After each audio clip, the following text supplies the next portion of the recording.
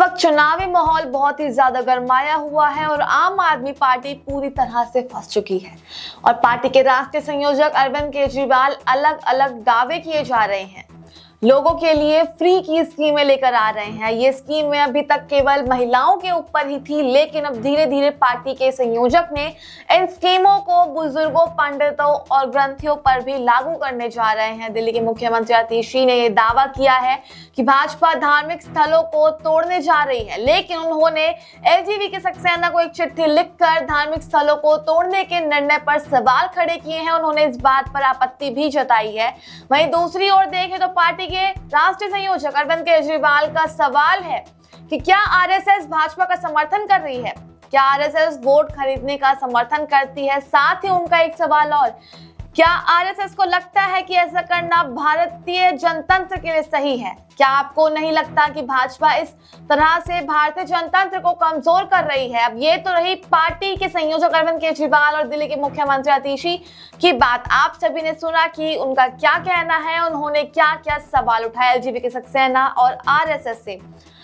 अब लेकिन वहीं दूसरी ओर चलते हैं भाजपा की ओर, जहां भाजपा के वरिष्ठ नेता जो कि सांसद भी हैं सुधांशु त्रिवेदी, उन्होंने एक टिप्पणी करी है आम आदमी पार्टी के ऊपर। उनका कहना है कि जो आप वाले कहते हैं वो कभी नहीं करते हैं। आप केवल नई राजनीति की बात करती है, लेकिन उनकी राजनीति पूरी तरह से पुरानी राजनीति की तरह है, जिसका कोई सारांश निकल कर नहीं आता है। आइए जानते हैं इस खबर में। नमस्कार, मैं मोनिका और आप देख रहे हैं न्यूज़ वन प्लस, सत्य, साहस और सेवा के साथ सिर्फ सच।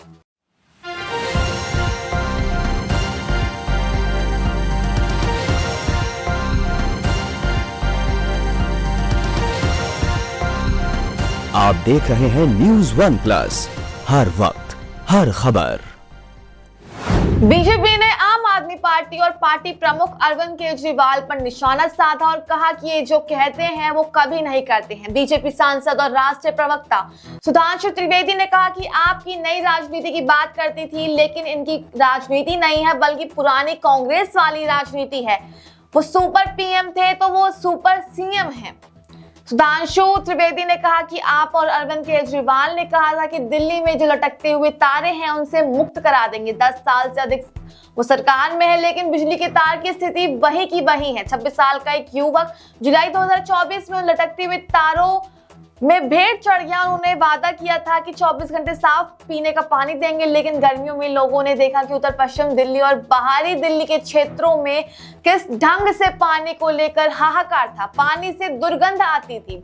बीजेपी प्रवक्ता ने कहा कि उन्होंने कहा था कि वर्ल्ड क्लास एजुकेशन सिस्टम देंगे, लेकिन हाईकोर्ट खुद कई बार अप्रसन्न जाहिर कर चुकी है। इन्होंने कह चुका है कि मेडिकल ट्रीटमेंट सुधारेंगे, लेकिन हकीकत तो ये है कोविड के दौरान हाहाकार मच गया और इनका ध्यान प्रचार में था। आप और केजरीवाल ने कहा था कि पोल्यूशन की फ्री एनवायरनमेंट देंगे, लेकिन दिल्ली की आबों की सेहत खराब होती गई है। अरविंद केजरीवाल के राष्ट्रीय संयोजक संघ को एक चिट्ठी लिख के सवाल पर सुधांशु त्रिवेदी ने कहा कि मीडिया में बने रहने की छटपटाहट में ये ऐसा कर रहे हैं। अब वहीं अगर दूसरी ओर देखें तो अरविंद केजरीवाल ने आरएसएस के प्रमुख को चिट्ठी लिखकर उनसे कई सवाल पूछे हैं। आइए जानते हैं कि केजरीवाल का क्या कहना है। आम आदमी पार्टी के राष्ट्रीय संयोजक अरविंद केजरीवाल ने एक बार फिर आरएसएस प्रमुख मोहन भागवत को पत्र लिखकर बीजेपी में संबंध में कुछ सवाल किए हैं। अरविंद केजरीवाल की ओर से 30 दिसंबर को लिखी गई इस चिट्ठी को आम आदमी पार्टी ने बुधवार को नए साल के पहले दिन सार्वजनिक किया। मोहन भागवत ने उत्तम स्वास्थ्य की कामना करते हुए अरविंद केजरीवाल ने मीडिया में चल रही खबरों का हवाला देते हुए पूछा कि क्या ये खबरें सही है, आरएसएस दिल्ली चुनाव में बीजेपी को वोट मांगेगी? अगर ये सही है तो इससे पहले लोग आपसे जानना चाहते हैं कि पिछले दिनों बीजेपी ने जो गलत हरकतें करी हैं, क्या आरएसएस उनका समर्थन करती है?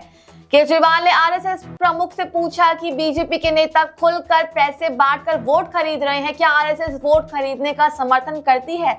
इसके अलावा बड़े स्तर पर गरीब, दलित, पूर्वांचली और झुग्गियों में रहने वाले लोगों को वोट कटवाने का प्रयास किया जा रहा है, जबकि ये लोग कई साल से यहाँ रह रहे हैं। क्या आरएसएस को लगता है कि ऐसा करना भारतीय जनतंत्र लोग के लिए सही है? क्या आपको नहीं लगता कि भाजपा इससे भारतीय जनतंत्र को कमजोर कर रही है? अरविंद केजरीवाल ने इससे पहले सितंबर 2024 में भी जंतर मंतर पर आयोजित जनता की अदालत में भी मोहन भागवत से 5 सवाल पूछे थे। उस समय उन्होंने भाजपा और केंद्र सरकार पर कार्यशैली पर सवाल उठाते हुए कई मुद्दों पर आरएसएस प्रमुख से अपना रुख स्पष्ट करने की कोशिश करी थी। अब जैसा कि आप सभी को पता है कि हमने आपको शुरुआत में ही कहा था कि आतिशी ने यह दावा किया है कि भाजपा धार्मिक स्थलों को तोड़ने का निर्णय ले चुकी है। अब ये बात सच है या नहीं, आइए जानते हैं इस खबर में। दरअसल दिल्ली में कुछ मंदिरों और बौद्ध धार्मिक स्थल को तोड़ने का आदेश जारी होने को लेकर मुख्यमंत्री आतिशी ने बुधवार को एक बार फिर बीजेपी और केंद्र सरकार पर निशाना साधा।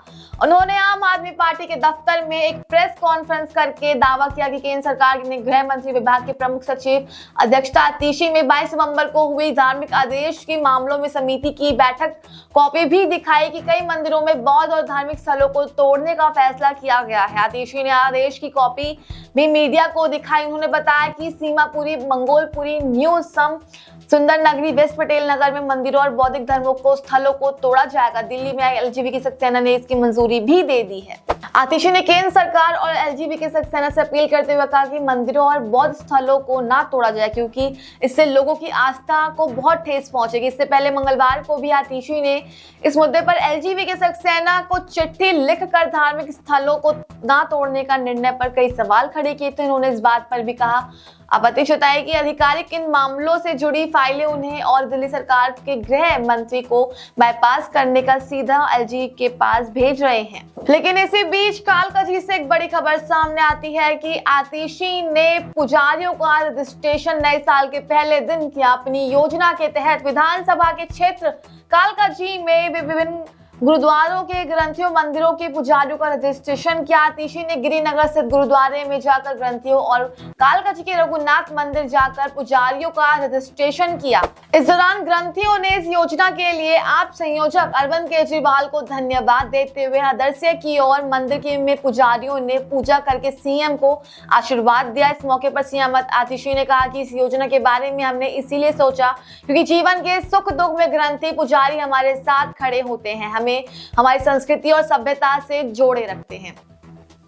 आम आदमी पार्टी द्वारा घोषित पुजारी ग्रंथी सम्मान योजना के विरोध को लेकर आम आदमी पार्टी ने बीजेपी पर तीखा हमला किया है। आपके वरिष्ठ नेता और राज्यसभा सांसद संजय सिंह ने बुधवार को पार्टी दफ्तर में प्रेस कॉन्फ्रेंस करके कहा कि भाजपा चाहे जितने भी विरोध कर ले, लेकिन दिल्ली में आम आदमी पार्टी की सरकार बनने के बाद अरविंद केजरीवाल पुजारी ग्रंथी सम्मान योजना को हर हाल में लागू करके रहेंगे। उन्होंने कहा कि हरियाणा में बीजेपी ने नामों को 16,000 रुपए प्रतिमाह दे रही है, लेकिन अरविंद केजरीवाल दिल्ली में पुजारियों को और ग्रंथियों को 8,000 रुपए देने चाहती है। इसीलिए बीजेपी इस योजना का विरोध कर रही है। ये बहुत ही शर्मनाक है। पूरा देश बीजेपी को इस चरित्र की ओर नफरत राजनीति डूबने और उनके नेताओं को देख रहा है। इस योजना की घोषणा के बाद बीजेपी के लोग अरविंद केजरीवाल को लगातार गालियां दे रहे हैं और दिल्ली के इनामों की सैलरी के उनके घर के सामने प्रदर्शन कर रहे हैं। उन्होंने चुनौती देते हुए कहा कि अगर भाजपा को केजरीवाल से मुकाबला करना है तो भाजपा शकस्त 20 राज्यों में पुजारियों के लिए 18,000 रुपए प्रतिमाह देने की समान राशि घोषित करके दिखाए। आपको क्या लगता है कि बिना विधानसभा में रजिस्टर्ड हुई इन सभी स्कीमों से आम जनता को फायदा मिलेगा या नहीं? क्योंकि ये तो आप सभी को पता है कि केजरीवाल एक बार पंजाब की महिलाओं के साथ धोखाधड़ी कर चुके हैं। अब केजरीवाल महिला सम्मान योजना के बाद एक नई योजनाएं लेकर आ रहे हैं, वहीं वो भी विधानसभा चुनाव में जब केवल 1 महीना बचा है। ये फ्री की स्कीमें देकर आम आदमी पार्टी एक बार फिर विधानसभा में जीत हासिल कर पाएगी या नहीं, हमें कमेंट कर जरूर बताएं और हमारे चैनल न्यूज़ 1 प्लस को लाइक करें और सब्सक्राइब करना ना भूलें।